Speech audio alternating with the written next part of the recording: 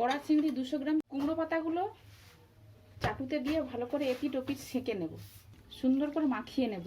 জল খানিকটা দিয়ে দেব। কড়া চিংড়ি 200 গ্রাম ছাড়িয়ে নিয়েছি, মাথাটা পুরো ছাড়িয়ে দিয়েছি, লেজাগুলো একটু করে কেটে নিয়েছি। কুমড়ো পাতা 4খানা নিয়েছি, বোঁটাগুলো পুরো গোড়ার থেকে কেটে দিয়েছি। হলুদ গুঁড়ো, লঙ্কা গুঁড়ো, লবণ, গোলমরিচ, জিরে গুঁড়ো। আর আমি চিংড়ির ভাপা করবো তাই সর্ষের তেল নিয়েছি। কুমড়ো পাতাগুলো চাটুতে দিয়ে ভালো করে এপিট ওপিট সেঁকে নেব। তাতে কি হবে, ভেতরে কাঁচা থাকার ভয় থাকবে না।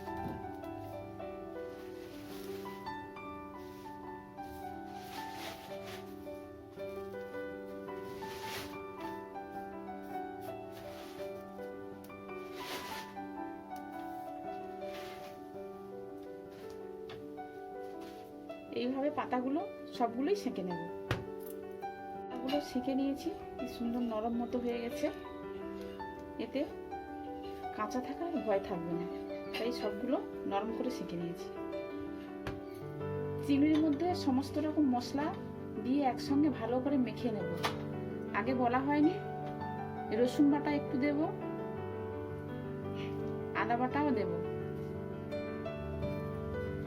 এরপর হলুদ গুঁড়ো পরিমাণ মতো দেব এর মধ্যে, দেখুন। এরপর লঙ্কা গুঁড়ো দেবো, আপনারা যেমন লঙ্কা খেতে পছন্দ করেন তেমনই দেবেন। আমি এখানে আমাদের এই পরিমাণেই লঙ্কা গুঁড়ো দিচ্ছি।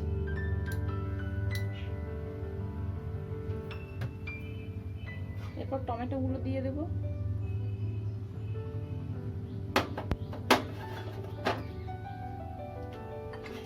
গোলমরিচ গুঁড়ো করে রেখেছিলাম, সেটা দিয়ে দেবো এর মধ্যে,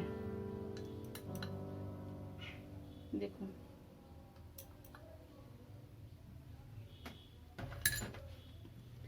পেঁয়াজ কোচানোগুলো দিয়ে দেব।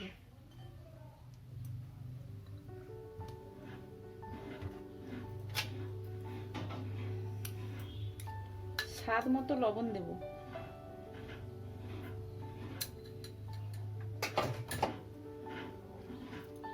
সর্ষে তেলও পরিমাণ মতো দেব।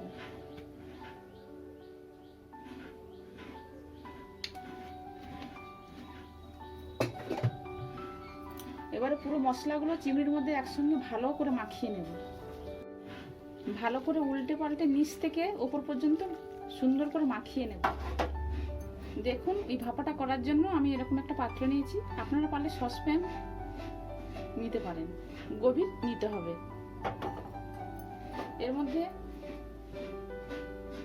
আমি জল খানিকটা দিয়ে দেব, যাতে না কুমড়ো পাতাটা পুড়ে যায়। আর ওর মধ্যে একটু তেলও দিয়ে দেব। দেখুন, এবারে কুমড়ো পাতাগুলো সাজিয়ে দেব।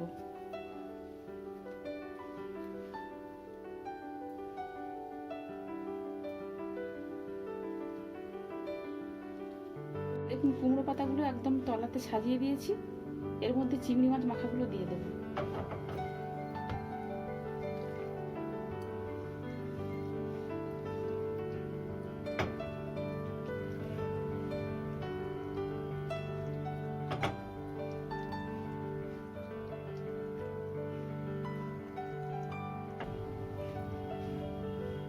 ওপরে ঢাকনাটা লাগিয়ে দেব। দেওয়ার পরে হালকা আঁচে বসিয়ে রাখবো।